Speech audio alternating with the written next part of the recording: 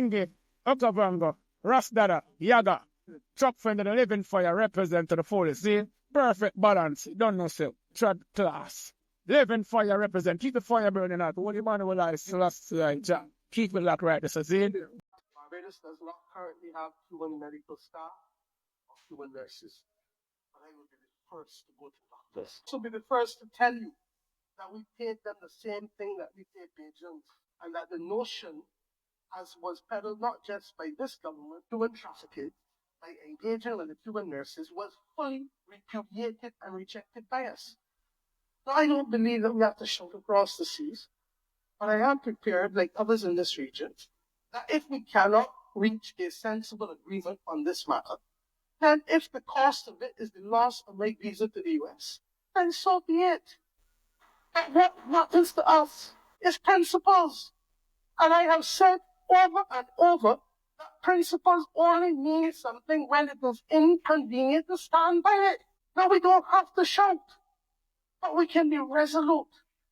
And I therefore look forward to standing with my CARICOM brothers, I wish I could say brothers and sisters, to be able to ensure that we explain that what the Cubans have been able to do for us, far from approximating itself to human trafficking, has been to save lives and limbs and sight from many a Caribbean person. That was a video by Mia Matley. We see Caribbean leaders that are pushing back against U.S. policy that aims to crack down on Cuban medical missions, saying that the work of hundreds of Cuban medical staff across the region is essential.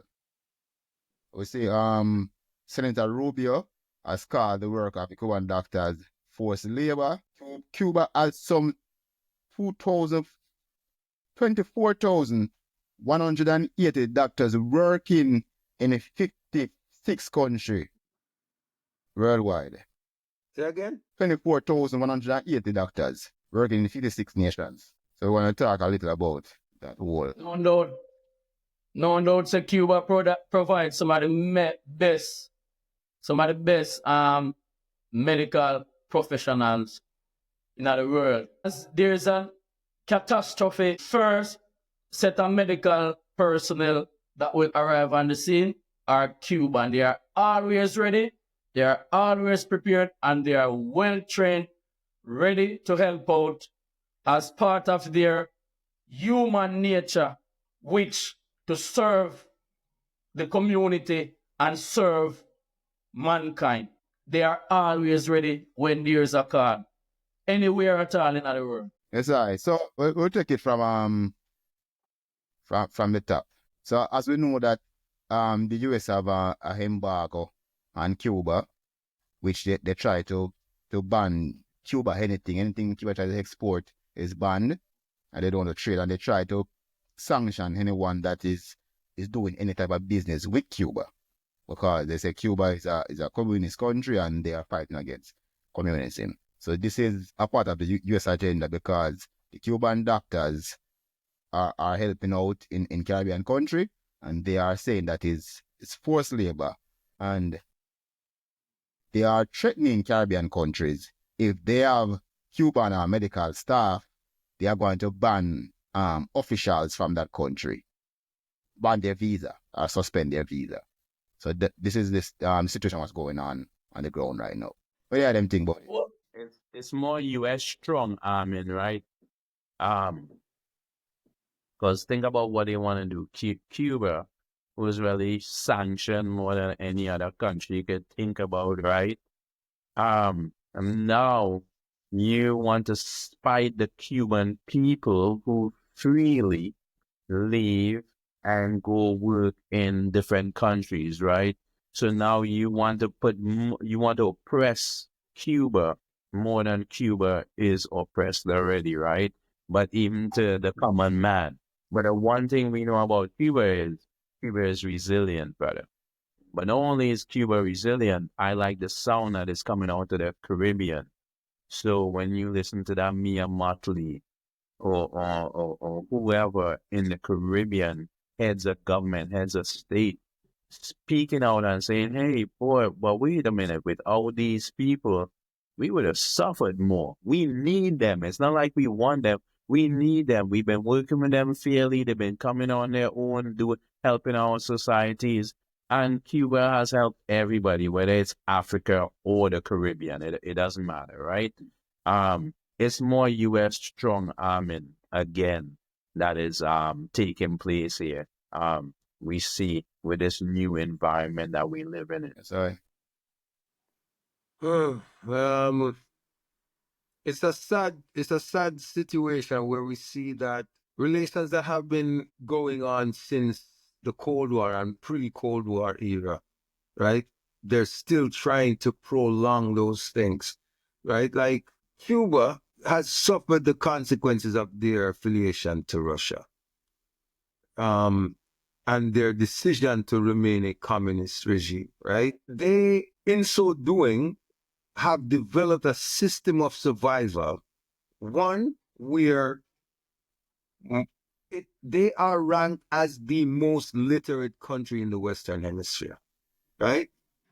They have free education up to tertiary level, right?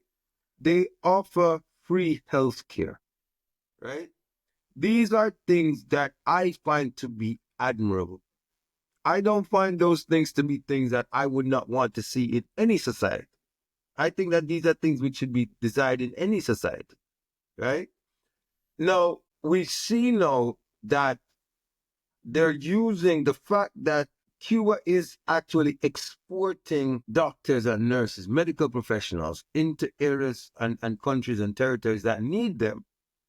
And they're referring to this as human trafficking on the premise that this is forced labor.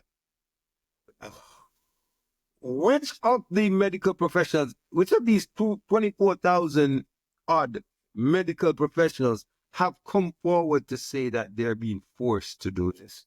Right. This is something I would like to find out. Like, has any of these medical professionals come forward to say, listen, I don't really want to be practicing my trade in this area. I'm only doing it because I was forced to. You understand? I don't see that. Like, and if I speak about like in local Caribbean history, right? When I look at Jamaica, like a lot of the positive work that has happened in Jamaican healthcare can be attributed to the contributions of the Cuban doctors and nurses, right? When we look at architecture, a lot of the initial or primary housing schemes that were developed in Jamaica to accommodate housing for a large number of people, these were developed by Cuban trade people. They came in, they built housing schemes back in the day in Jamaica. They built schools as well. They built schools. You understand? They have contributed so much to the development of Jamaica with so little. And they have done this. You understand?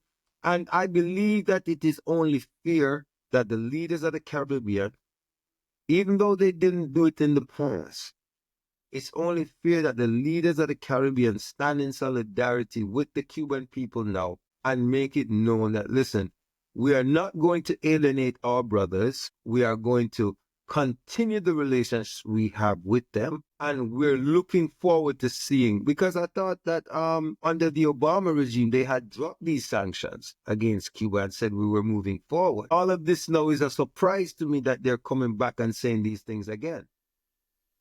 It's surprising to you, but it's not surprising to I, because the Secretary of State, Marco Rubio, is a Cuban. Absolutely. And his family was one of the family that had to leave Cuba during the revolution. So they haven't forgotten this, and they are not going to drop it, because what they want is Cuba. But Cuba has been standing firm from that time to this time.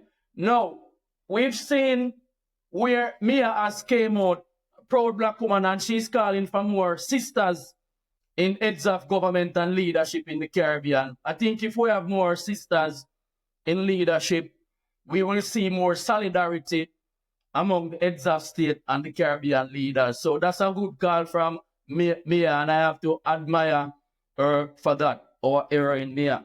Now, she's prepared to have her visa revoked, because there are loads and many other countries that can be traveled to and experience. So this is the stand that we need to see coming from the Caribbean leaders, standing in solidarity.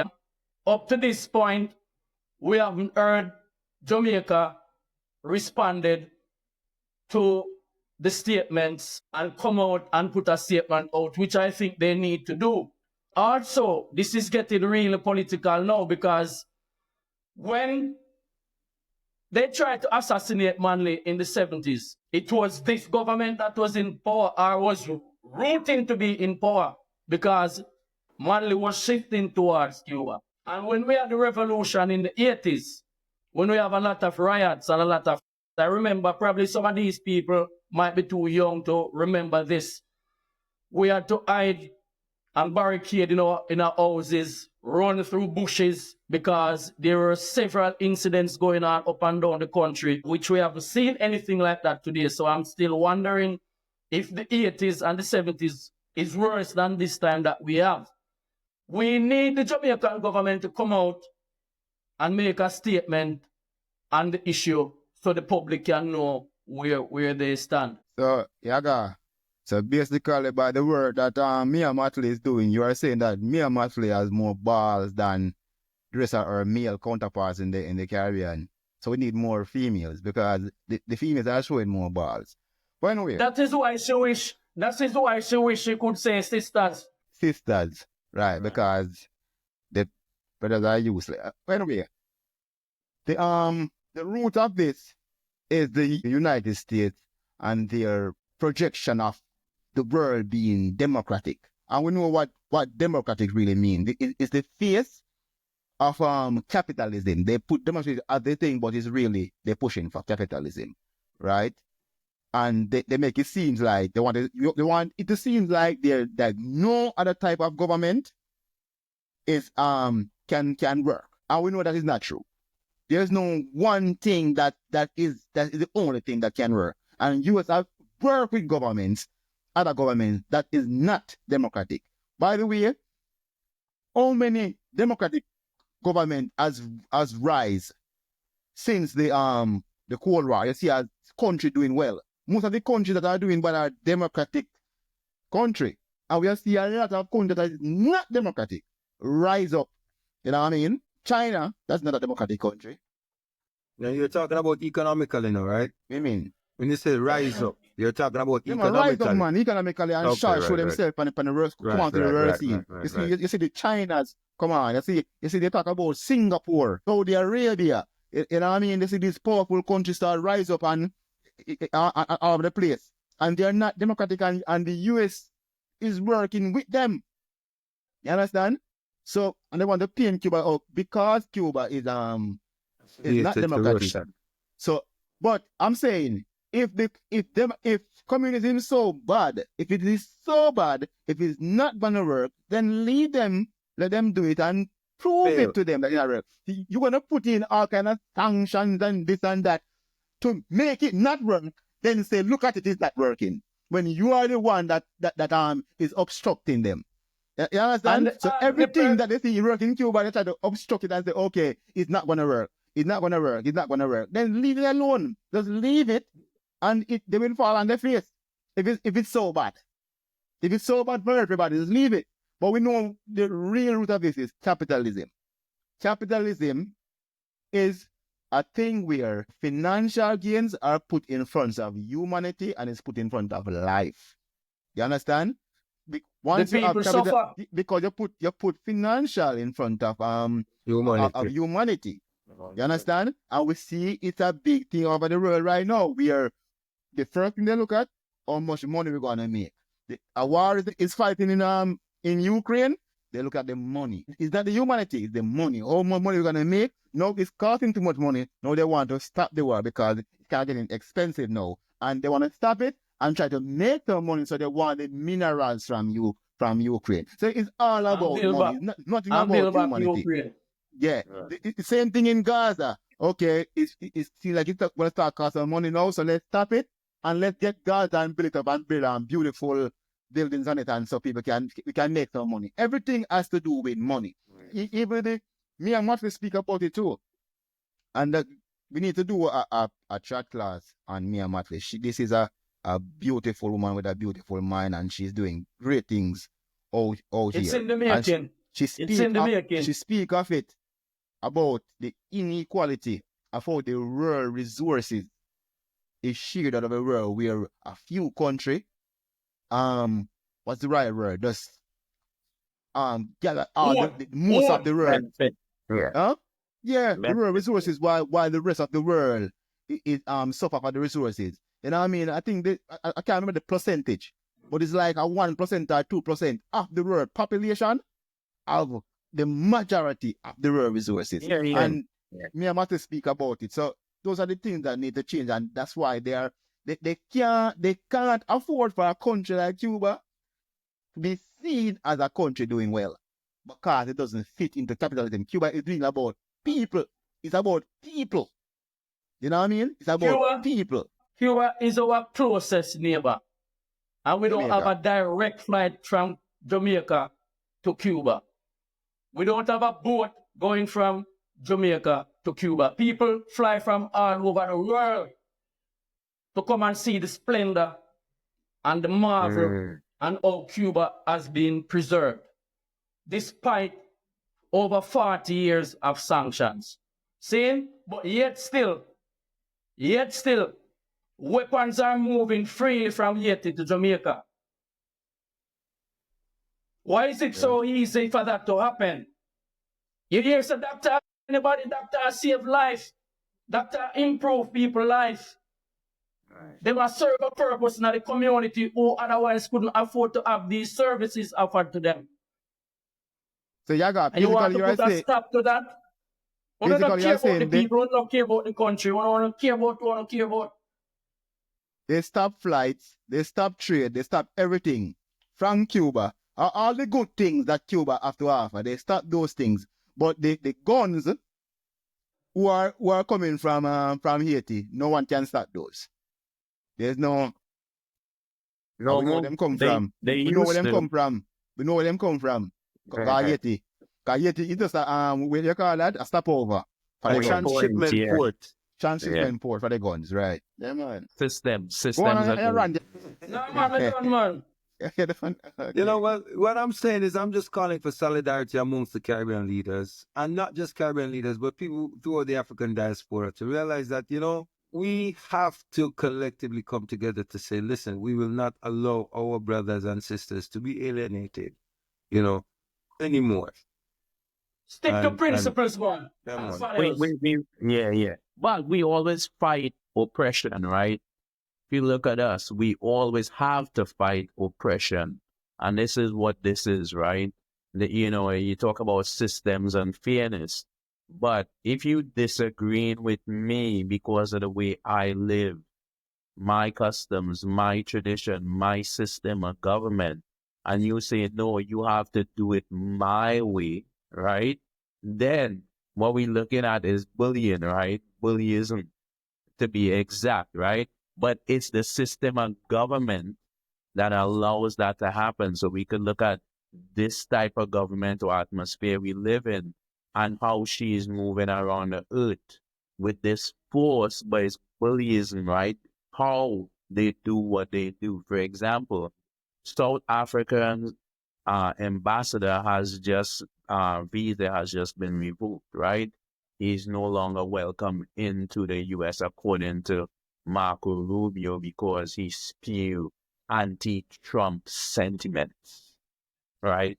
So now you think about this, you don't even have the right to have your own ideology or speak out against this system. So this system is becoming more and more oppressive. If we look at, but in this type of environment. Remember, South Africa was under apartheid, and they never fight against that, Yeah, but you eventually do rise up, right? You must, because the oppressors who always rise up. You have to fight it. So even going back to the Caribbean and their leaders uniting, hey, listen, That's what you must do. You must fight oppression.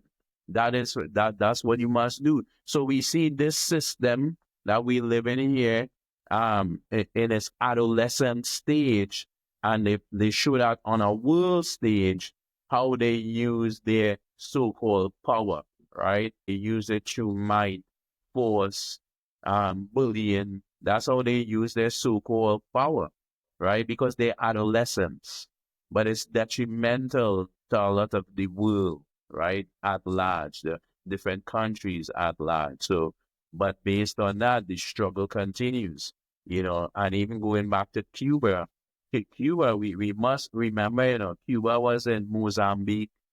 Cuba sent troops to Angola. They was in the Congo. South They was in Africa. the There Congo, was in South Africa, Ethiopia too. Cuba, Ethiopia as well. Cuba has even participated in the most uprising on the continent in solidarity With with oppressed people. yes, with Yeah, oppressed people. yeah man. Little Cuba, think about what they export and the unity with Africans as well The on the Cubans greet you motherland. as sovereign, brother. Them greet you with love, Right. Great, Yo, you know great what people, right? you know what the thing is though, like when we think about all of this, right? Like everything that you just described seems so undemocratic to me. Yeah, right. You know, for a country that's the champion for democracy, the things that they practice and do seem so undemocratic. And I'll just make mention of the young man that was arrested and is facing deportation in the US as well, Mahmoud Khalil, right? Who had been participating in the Palestinian protests at his university, Columbia University. And he was arrested and is now facing deportation. I believe they put a hold on the deportation process as he fights the legal case. But I'm just saying, like, in a country that says that there's a safeguard for free speech, and you come out and you express your opinion of, like, this is what, these are my opinions of this situation, and you now face being arrested, being deported. These are all things that have a negative connotation on a person as well as their future. You understand? So, it's just so sad when we look on a nation where we see information increased. Everyone has access to information now, but no one has access to an opinion. Everyone has access to information, but no one has access to an opinion. If you express an opinion that is unpopular or is different to what is the desired opinion, then you are victimized. And we cannot Uncensored. we cannot have a society where people are not allowed to express their opinions, their beliefs, their ideologies, because then that is undemocratic. Or that is always been enough. Rastafari being through it, Because the freedom of speech thing is just based on how they see it. You can say certain things. It's not freedom of speech. It never was. They said that, but that's not that way. That's the way it works. You understand? You can say what they want you to say. Yeah, but you can't say what they don't want you to say. So even though they have this, they said that about freedom of speech, but that's not the way it works. Though it never been working like that. There's never a time when you can say whatever you want to say. Never. Unless you do black music, you can say something like you can black people like that thing there. You can say them thing there. That's Yeah. right. But no. Only for black people you actually do, You can't say that to nobody else. That is not freedom of speech. Yeah. So it's just that, but we look forward to more Caribbean leaders coming forward and showing their solidarity. And before we even wrap it, I want to say as well that even as Yaga made mention of the situation in the history of Jamaica with the Manley and Edwards Yaga situation, which caused this unrest in Jamaica in the 80s, 70s, 80s, right? We saw where the same pressure was put on Jamaicans and they folded. Understand? The same pressure was put on Jamaicans and they folded. They came out saying, oh, we're going to stand and but when they came to the point where they faced the pressure, they folded. So I'm calling that when we stand up this time, don't fold. do not fold. Stay the course because Because they brought in the bullet. Mm. And they brought in the not guns. just the bullet, another bullet, and the fold. Fold them use and hold but them. you can see why them follow because you talk about a small country. When a big country that put pressure upon you with them friend them because it's not America. Because them joining them friend them and put the pressure.